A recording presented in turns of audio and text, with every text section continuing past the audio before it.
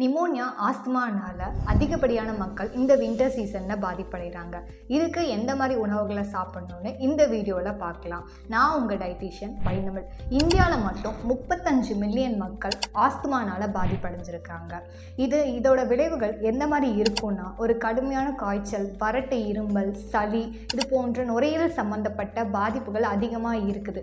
இதுக்கு நாம் எந்த மாதிரி உணவுகளை எடுத்துக்கணும்னா, முதல்ல நம்மளோட நுரையீரலோட ஃபங்க்ஷனை இன்க்ரீஸ் பண்ணக்கூடிய ஆப்பிளை டெய்லியும் நம்ம உணவில் நம்ம சாப்பிடணும். அது மட்டும் இல்லாமல் குறைஞ்சது 30 கிராம் அளவாவது பாதாமை எடுத்துக்கிறது மூலயமாவும், முட்டை, பீட்ரூட் இதை சாப்பிட்றது மூலயமா நுரையீரலோட இன்ஃபெக்ஷன்ஸை நம்மளால் ப்ரிவென்ட் பண்ண முடியும். ஆன்டி இன்ஃப்ளமேட்டரின்னு சொல்லக்கூடிய மஞ்சள், சின்ன வெங்காயம், இஞ்சி, விட்டமின் சி ரிச் ஃபுட்ஸை நம்ம டயட்டில் சாப்பிட்றது மூலிமா ஒரு ஹெல்த்தியான நுரையீரலை பாதுகாக்க முடியும். இதை பற்றி மேலும் நீங்கள் தெரிஞ்சுக்கணுன்னா நம்ம லோட்டஸ் ஹாஸ்பிட்டலை விசிட் பண்ணுங்கள். தேங்க்யூ.